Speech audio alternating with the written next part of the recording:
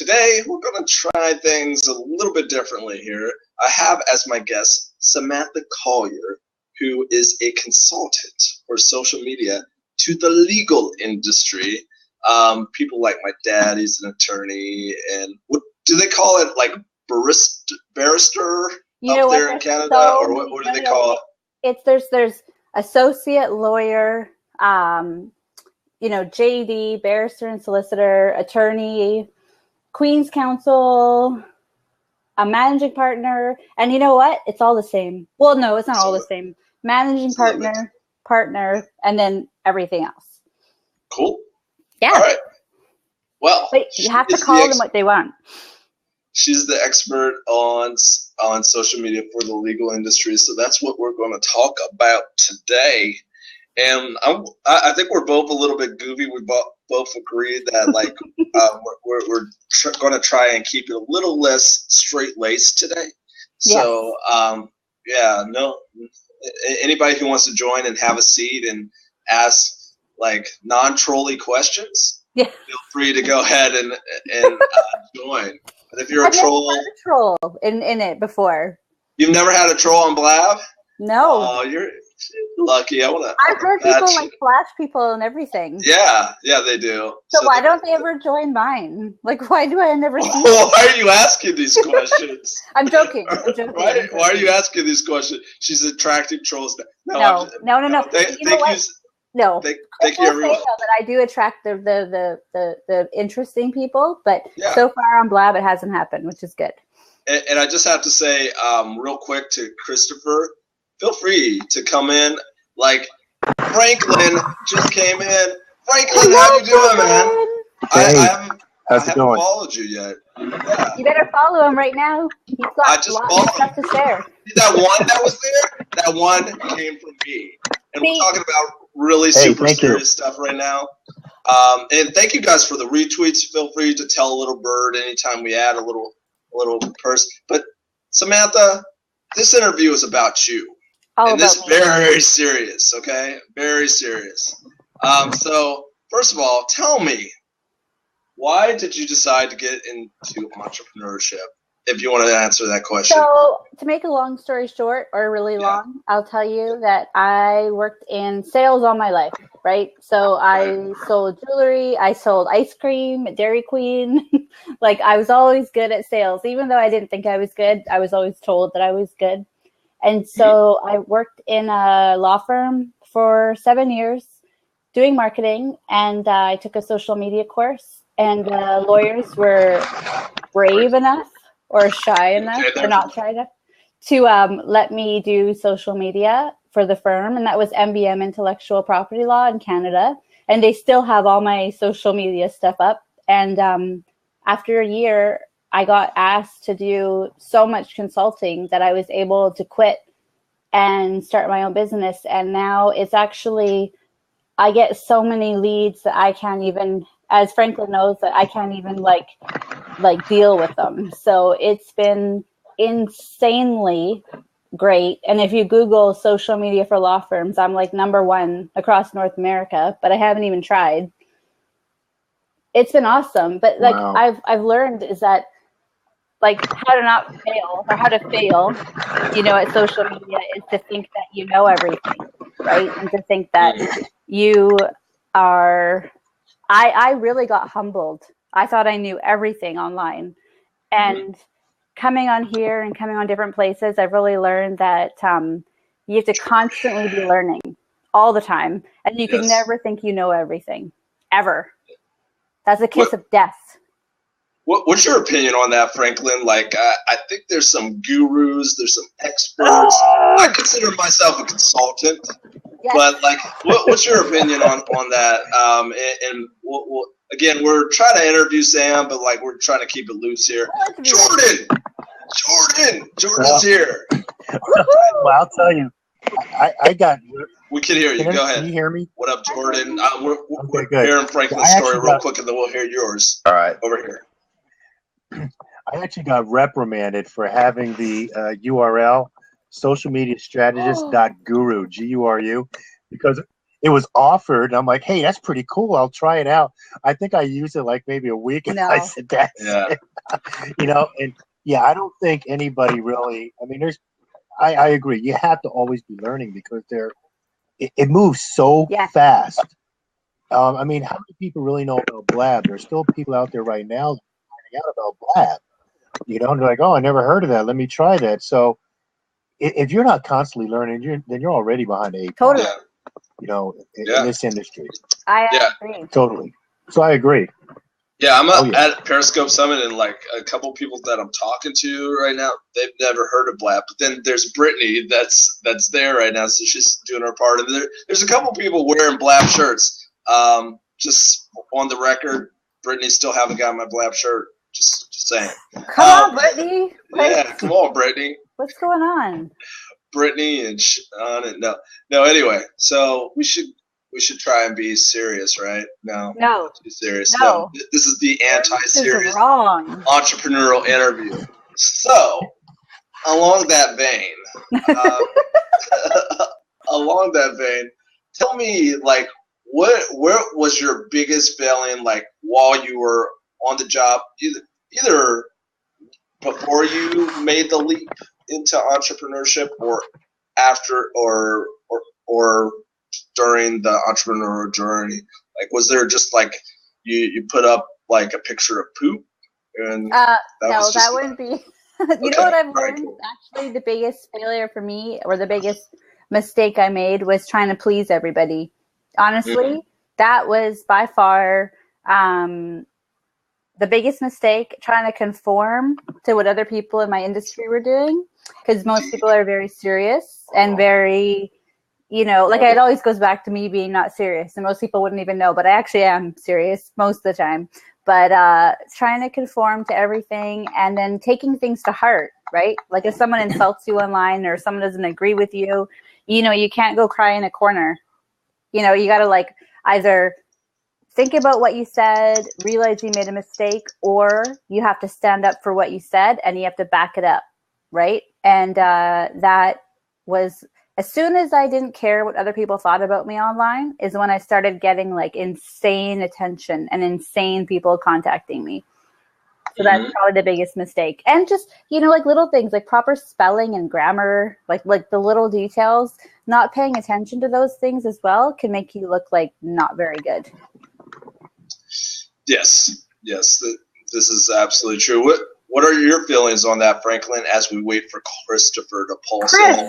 Chris! I don't know him at all. Chris! You don't know him at all? No. That's cool. He's my fiance. What's up? Can you hear me? And you don't know him at all? Is that like really a good thing for y'all to be fiancés if you don't know each other that well? And we only talk to each other by Blab. Oh, okay. When we went by Blab, breakfast requests, lunch requests, baby change, all by Blab. All of it. Baby changes. Yep. All by Blab. Okay. So I came on. Can everyone hear me, first of all? Okay, I came on briefly because Samantha wanted me to check it out. I do have a Blab starting in a few minutes that really interests me. So I just wanted to say hi to everyone. Hi. You're gonna dip on your fiance like that. That's how another Blab in our Blab. That really interests him. This is on plush toys, which is a passion for me. See? Can you, Chris, this is your job. Go into all the other Blabs and tell them to come to our Blab. This is true. Okay. So troll the other Blabs. No, you just have to grab the link. See the link in the top, the URL? Copy and paste that. Go to the other Blabs and then tell them that they have to come. Otherwise, they're dead. Actually, don't do that. Don't do that. Don't. I know he knows not to do that, but don't do that. I know. Don't listen to me. It's all good. The plushy Blab right now. Should we change our title? Should we change it? Pardon do you me? think so? I was just saying, do you think we should change our title? Should we have like about three more semi-serious questions, and then we just switch off the recording part so we can just go crazy? Yes. Yes, I like that idea. Thank you. I'm glad you suggested it. Good for you. That's awesome. Thank you, Samantha. Well, thank you, Christopher. It's a pleasure to meet you, and hopefully you two meet soon. Yes. Yes. Hopefully. Oh, he completely dipped. He didn't even say bye. He was like, bam, I'm out. I know. Blab etiquette, right? Yes. Oh, crap. I forgot the question. Matthew Sherman just comes on to white collar social media. White collar social media. So I think in that case we are talking about so Matt, co-founder of Fugan Apps, social media addicts, senior at ASU, the grind, the hustle are what pushed me to be incredible. Matt Sherman. Matt Sherman. Should I add this guy? I don't know. It might be a spammer. What do you think?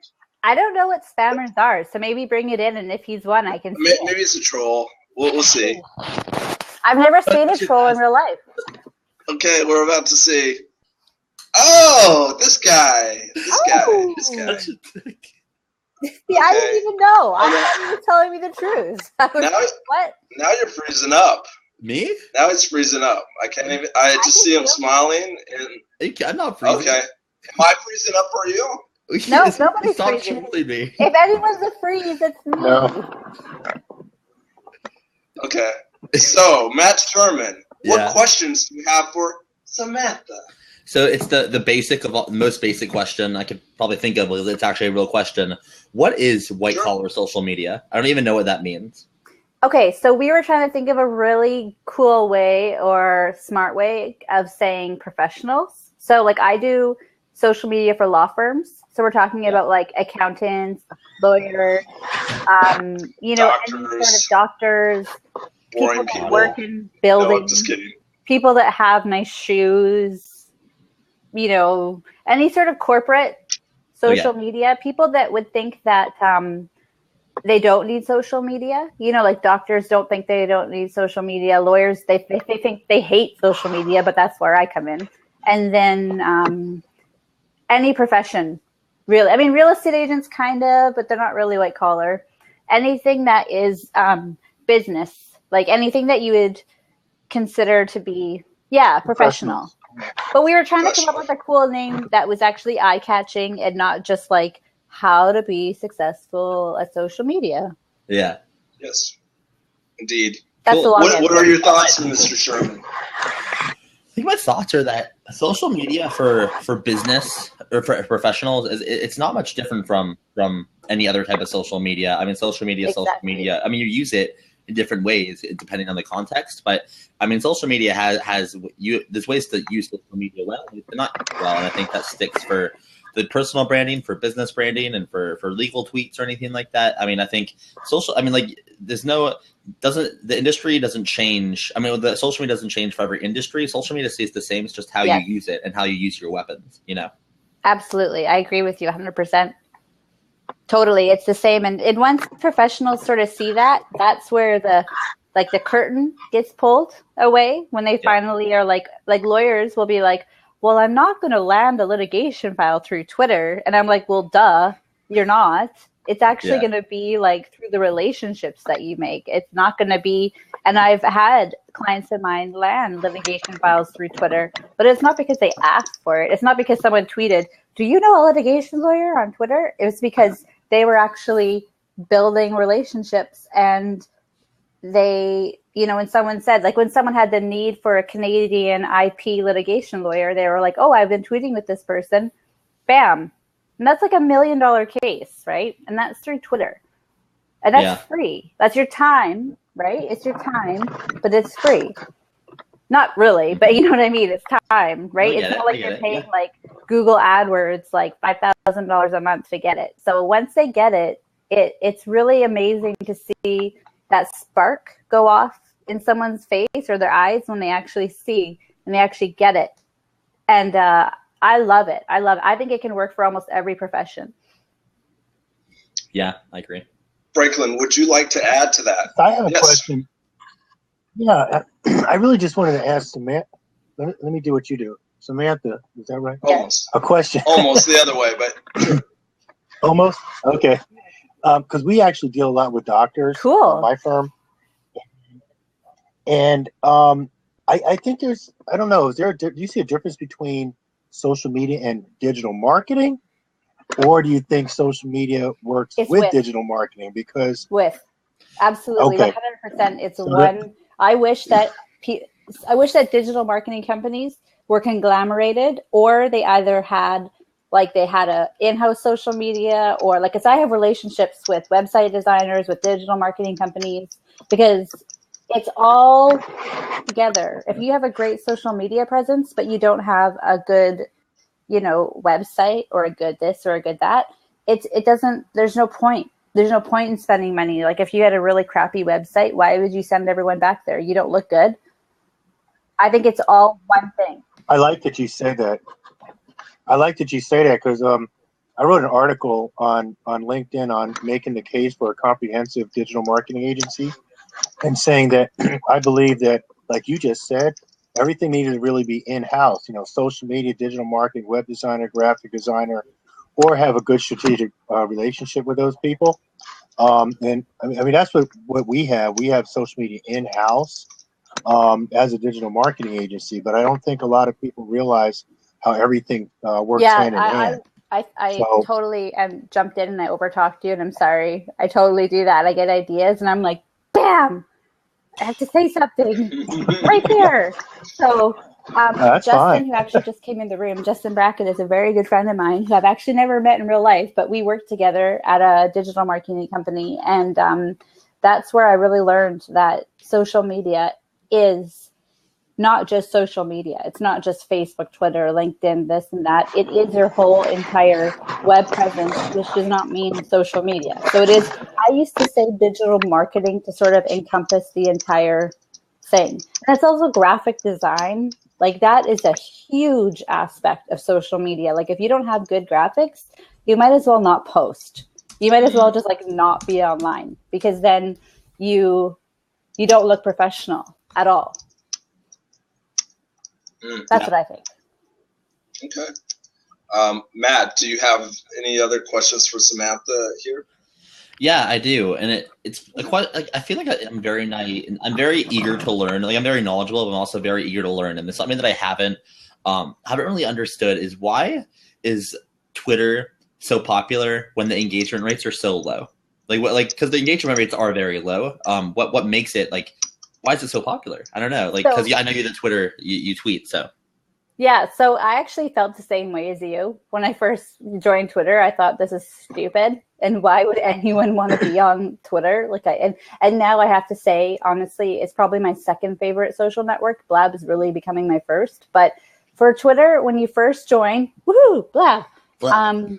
It is a very good place to monitor your competition. So if you look at who you are and what you do, you go onto Twitter and start following everybody that does what you do exactly, and just start watching to see what they do. And everybody is on Twitter. Like people that are your target clients, they may not be there looking for what you do, but they're there talking. And an example of this is in Vancouver, there was the earthquake, right? And the very first thing I did before I went everywhere is I went to Twitter, right? Because that's where I wanted to go to get my news, because it was right away, fast, first place. And also, for me, when I first started joining Twitter, or when I first got on there wasn't very many lawyers, but there was more and more and more and more. So if your target client is on Twitter, you got to be there. But you shouldn't be Interesting. Look at me, I'm so wonderful, you have to buy from me. It's the raw, and you already know that, right? You don't do that.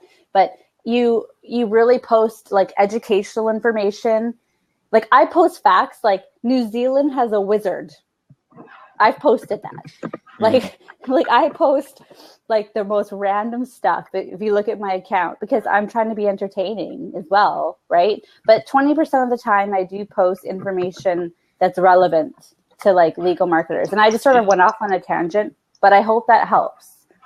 Yeah, it does. I think that when I go on Twitter, all I see is the if someone has like 20,000 followers but only has like doesn't get any stars on their status, think like what's the point of this? But you're right in that like it's so much more to it than that, and I didn't really realize that until you just said that. You have to use things though. Like I would say that you have to use software like Hootsuite or stuff like that. Like have a dashboard where you can actually set people into lists, you know. And like, cause I have like 18,000 followers. If I didn't have lists, I would not be able to talk to like my real friends, like you guys. Yeah. You know, like I have a list that I call friends in real life. I have a list called leads. I have a list called competitors, you know, my clients. And when I use Sprout Social, but on Hootsuite as well, you can see the lists of everybody. So you can actually monitor each list. And another thing is you can monitor for keywords. Yeah. Right. So if you put in like keyword graphic, keyword looking for, keyword, whatever, and put it to your area, you're going to find people that are looking for your services. I mean, for me, lawyers can't really answer, you know, every time because you can't create a legal relationship.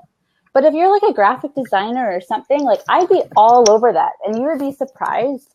Nobody does it. Like if you search Twitter right now, I'm looking for a whatever in your city, there's no one answering.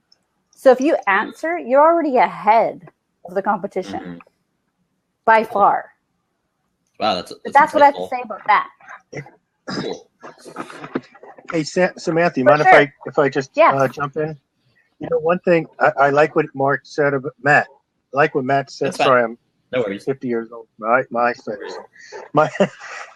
like what he said about the low engagement rates. And one thing that has helped with my engagement rates is, has anybody ever used that Rebel Mouse platform for content curation? Oh my gosh, you have got to look it up. It's it's called Rebel Mouse. There's a free version, and there's you've heard of Paperly, right? Paper.li. Okay, so Rebel Mouse actually is like that, but it has you can actually it looks a lot better. And what I really like about it is if you favorite somebody's tweet on your Twitter feed, it automatically sends an image with like maybe a picture of a dog going, "Hey, high five, you're now featured on the front page of my Rebel Mouse." So what happens is, what do you think they do? They send it out to all of their followers. And now you're driving everybody to read your Rebel Mouse or their article on the front page of your curated magazine. So that has raised my engagement rates through the roof. Yeah, Rebel Mouse. It's beautiful. I love it. Third-party software systems. I think that's really where it has to be, right? Like all those different, like I think I have about 20, and I can share this somehow somewhere later. I have about 20 programs I use along with Twitter. 20? Yep. 20? Honestly, about 20. Okay. Wait. I do. Like not two, like two, then zero. 20? They're secret ones, but no, I have about 20. Oh, I wish I could show you the list right now, but I have. When is your course coming out? Soon. Okay. All right. Oh, cool. All right. Cool. All right. Just want to make sure. Yeah. No, I'm gonna have. I actually. I won't go on. That's self-promotional, but I think with Twitter, like I said, there's a lot of. You have to really use it effectively, and you have to really not like it would be really easy to spend 3 hours on Twitter and just waste your time, right? Indeed. Like you really have to like Periscope. Yeah. Well, no, I just did my first Periscope today where I actually turned it around on myself. And I was like, hello. But I felt really weird. Can we give her some props for that, for breaking that barrier, guys? Come on. Props. There we go. Thank you. Thank you. Yeah. Awesome. It was cool though. I liked it. The only thing I didn't like was that I didn't like that it was one way. And that is where Blab jumps in. And as I told you earlier, Samantha, I'm here at Periscope Summit, but that's where I'm at for the next day and a half or so, or day. But yeah, it's a party, man. People are partying there. Like, holy cow. Yeah. I see like Periscope Summit. When I look at Periscope, it's like hashtag Periscope party. I saw you walking at 6 a.m. in New York. I was running, walking. Yeah. But it was like, you were having fun. There was people talking to you from like all over the world. Like my hand motions all over the world. Like all over. It was super fun. It was the globe. But it was cool. So Samantha, you've been doing this for let's ask about like 2 or 3 more serious questions, and then we can like turn off the recording. Go crazy? Yeah. I didn't say that. You're taking words out of my mouth. I'm joking. I would never go crazy. Okay. So tell me a little bit, like if you're somebody who's just getting started off, trying to niche it out in social media like you have, what would be like 1 or 2 steps or even 3 steps that you need to absolutely take when you're just getting started? Number 1 is, for me, I'm just going to tell you it worked in my case, because that's really all I can say, is the first thing I did is I started a blog. So if you have a niche, Canadians, we say niche. If you have a niche. I say niche too. Too. Yes. Then I started a blogger blog, like a free blog. And I basically started chronicalizing or everything I learned or I thought my target audience would find useful. I wrote a blog post, right? And then if anything happened in the news that affected my target audience, so say Facebook changed their business page or whatever it is, I would write an article and I would say, this is what's happening and this is why it affects you. And so I didn't do it to get business. I did it just for people to actually, to get information. And that for me was huge. And it was really scary, like hitting publish the first time. I was pretty worried, but that was the biggest thing. And then the second thing would be to follow colleagues, like follow people that are doing the same thing as you and interact with them. And another thing is, people don't think this is very good, but I live by it, is to endorse your competition, endorse them, interact with them. Yeah. Don't be afraid to share their content because it just gives you more content to share. And if you share your competitors' content, people get confused. They're like, that person must be so good that they're not even worried to share that other person's content. And I share everybody's content. Yeah. I like that. I love it. That's great. And I've never lost a client. I still get people coming to me. And you know what? Those people thank me, right? So now I've built a relationship with the competitors. And if someone else likes the other competitor better, then good for them, right? But that was what I learned from Jeannie Dietrich. And she's the head of Spin Sucks in Chicago. You might know her, but she's or anyone might know her, but she is great. She's at spinsucks.com. And what did you just say? Okay, all right. In Chicago. I thought one of you guys was in Chicago, but that was just a moment. I've lived in Chicago before. Yeah. Oh, Franklin is. Yes, that's what it is. Yep. So Jeannie Dietrich, she owns a PR firm downtown. She actually made me walk through Chicago to come to her company. And I was really scared, but then I was really happy because I got to walk by all the cool buildings and Radio City and all that stuff. But she was the one that told me, endorse your competition and don't be afraid to share their stuff and do that. So I do that all the time. Wow, I like that. Awesome. Yeah, that's not your average piece of advice. So I've never heard that before. And it works. Yeah, it really does work. Huh. Cool. And comment on other people's blogs that are related to your blog, and because that links back to your website too, right? And wow.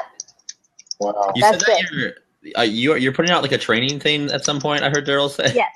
What is that? I'm actually working on it right now, and it was because I've always been so busy working. Like I have lots of clients where I'm doing the busy work most of the time, right? Yeah. So now I'm actually, I am sitting back. I am giving over control, like I'm letting other people do some of the work. And I'm actually working on doing either a webinar. I want to do two-way stuff. I don't just want to like record a webinar and have you go watch it. Totally. I want it to be like this, because that's who I am. I'm not it's probably hurt me financially in a way that I don't like to be spammy and I don't like to sell like, this is super keyword, stupid, dumb social media lingo, but I don't like to be unauthentic. Like, I really hate coming off as a salesperson. So I'm going to come up with something that I can interact with people. Maybe there'll be like a blab. If it could be, you know what, in the future, there may be a private sort of blab, and maybe I'll do that where, you know, we can talk back and forth. But yes, definitely I'm going to start my own thing, and I'm going to use Blab to promote it like crazy. That's great. Yeah, you have like there's a lot of people that talk on here, but like you're seriously like you're helping a lot. Like the stuff that you're saying like isn't normal stuff. So it's thank you. That's awesome. I love to go against the grain. It really is like what I am. Is I love to be silly and crazy, and I really love to see people do well. My mom like it makes me happy to see you. I love it, and I love bobbleheads too. I don't have one, but I want one. I have a big head with lots of hair, so I'd make a good bobblehead. There you go. Indeed. Okay. All right. So last question. This is just kind of just how can somebody get a hold of you before your course comes out, so you can like put them in the funnel. You know? Yeah. Put them in the funnel. Put them in the funnel. If somebody wants to join your funnel, how does that happen? Okay, so first funnel layer is they go to my website, Social Media for Law Firms. It's really hard to remember. socialmediaforlawfirms.com. Right. You can follow me on Twitter at SamTaraCollier. You can basically Google my name. I have taken over the internet. There was a doctor named Samantha Collier. She's like page 12 now. So, so Twitter, LinkedIn. LinkedIn, you can search me. I'm linkedin.com/Samantha. Remember my last name, Collier. And Instagram, SamTaraCollier. Basically, you can just go anywhere and find me. And on Periscope, I'm learning, so you can't make fun of me if you're on there, because I'm trying. So I feel you on that one. All right.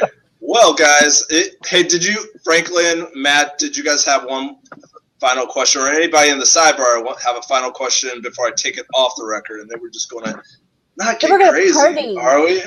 We're going to fist pump. We're going to get crazy, are we? Yes. Okay. All right. No, I've learned a lot. I've learned a lot. This is great. Matt, do you have anything that you would definitely want to keep on the record? Just a bobblehead. Matthew. No. See, I can't see Matthew anymore, so I might need to refresh myself and then you come can't back. see me? What do you mean? I can't. I can hear you perfectly fine, sir. But can't you not? But if you leave, we can't add you back though.